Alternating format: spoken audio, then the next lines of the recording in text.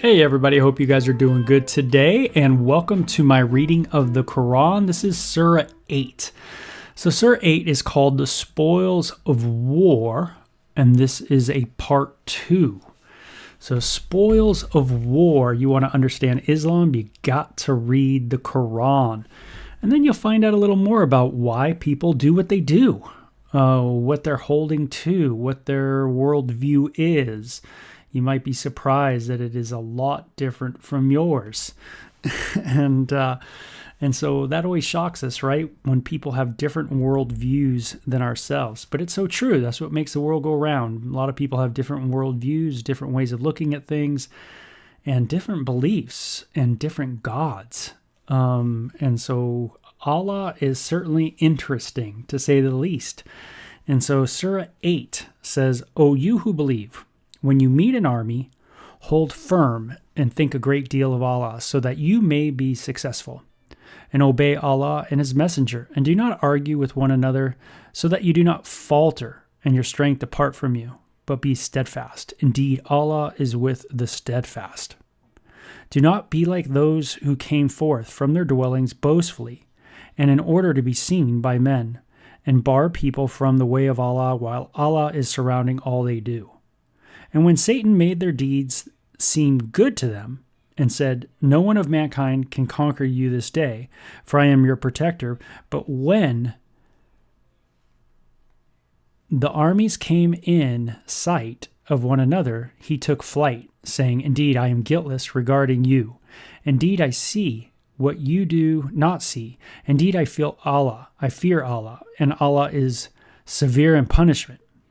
So Allah is always severe in punishment in the Quran.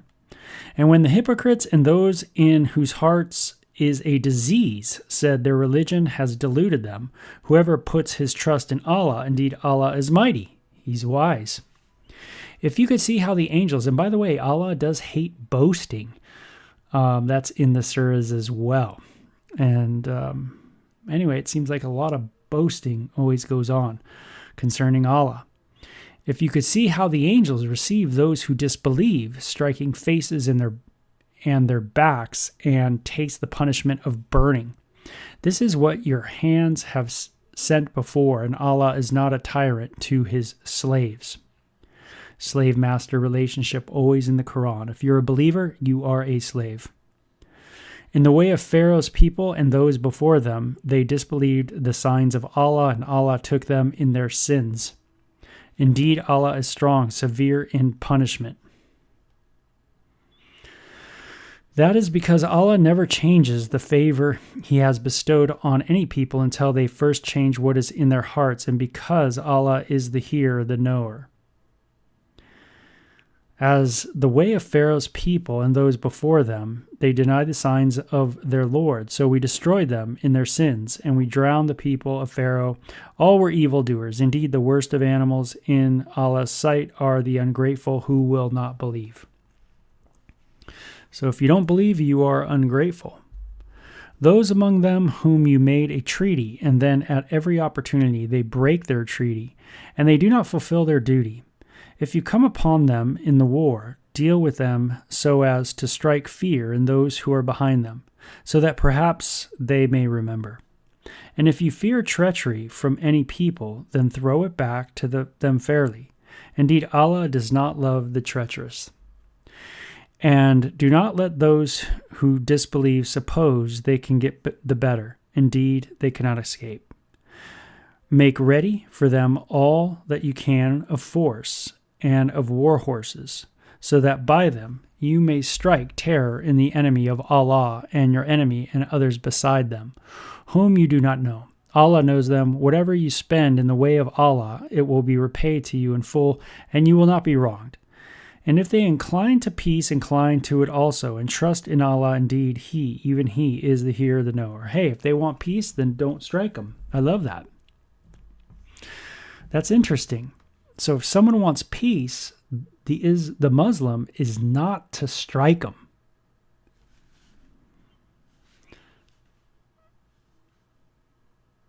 One of the commentaries says, "The Muslim should be ready to make peace if the enemy wishes to do so. Some, however, do not believe this truce should be definite in length.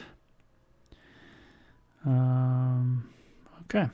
And if they wish to deceive you, then indeed Allah is sufficient for you. It is He who supports you with His help and with the believers, and has united their hearts. If you have spent all that is in the earth, you could not have united their hearts, but Allah has united them. Indeed, He is mighty wise. O Prophet, Allah is sufficient for you and those who follow you among the believers. O Prophet, exhort the believers to fight. If there are just 20 of you who are steadfast, they will overcome 200. And if there are 100 of you, they will overcome 1,000. And of those who disbelieve, because they are a people without intelligence. Now Allah has lightened your burden, and He knows that there is weakness in you. So if you are steadfast, 100 of you, you will overcome 200. And if there is 1,000 of you, you will overcome 2,000. By the permission of Allah, Allah is with the steadfast. It is not for any prophet to have captives until he has made slaughter in the land. You desire the lure of this world, and Allah desires the hereafter, and Allah is mighty and wise.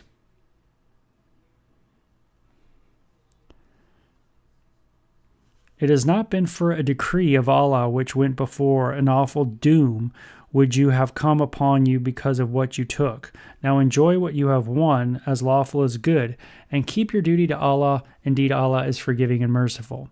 O Prophet, say to those captives who are in your hands, if Allah knows any good in your hearts, He will give you better than what has been taken from you, and will forgive you. Indeed, Allah is forgiving, merciful.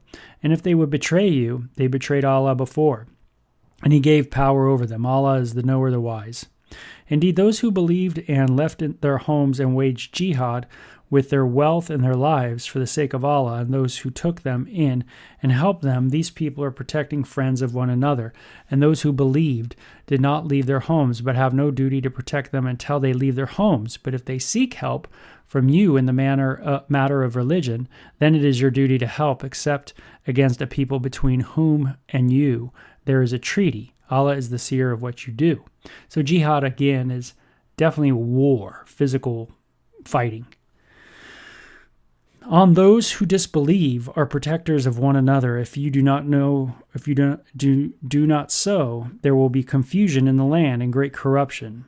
Those who believed and left their homes and waged jihad for the sake of Allah, and those who took them in and helped them, these people are the believers in truth. For them is forgiveness and bountiful provision. So if you go and fight jihad, definitely going to be a blessed person. And those who afterwards believed and left their homes and waged jihad along with you, they are among you, and those who are relatives are near one to another in the decree of Allah. Indeed, Allah is the knower of all things. So the idea of jihad is definitely a positive in the Quran. It's a good thing. It's a way to get to heaven. It's a way of redemption, because there is no way of redemption by Allah other than doing things, doing good deeds. And good deeds is jihad in the Quran.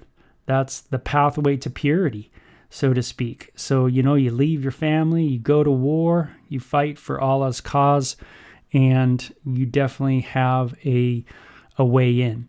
It's kind of interesting, a religion that has as its way to redemption war.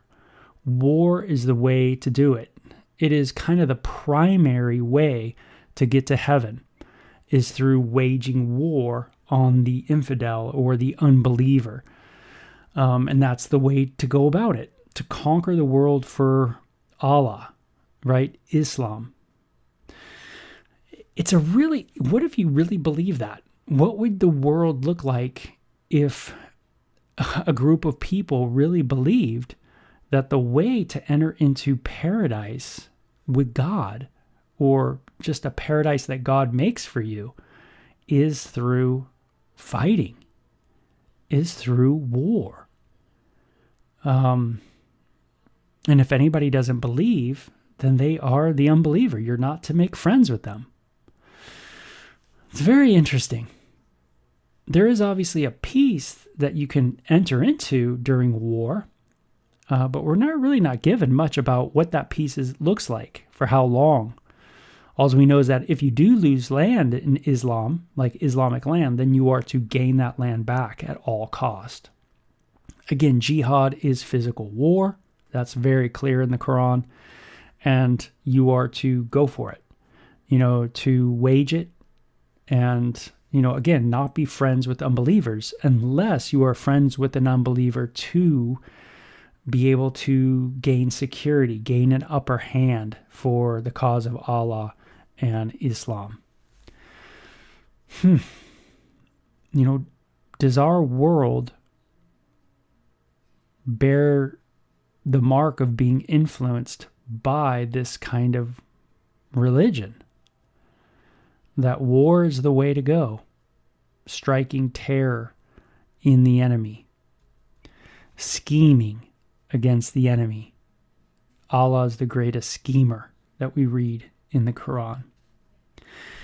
Okay, so that's my reading of the spoils of war. So we got through that one. That was Surah 8. And this is just from a guy who's just reading the text. Again, if you don't read the source, then you don't understand why they pick up guns, why they fight, why they cut off heads, why they do what they do.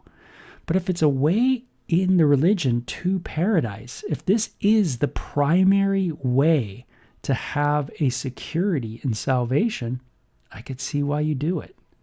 I could see why these countries fight, and fight. It's interesting. There is a spoil of war, which is to be had, meaning you can gain the spoil, but don't forget Allah in the mission. That's what you get out of that one. Okay, so that's the end of Surah 8. So you guys take care, okay? Bye-bye.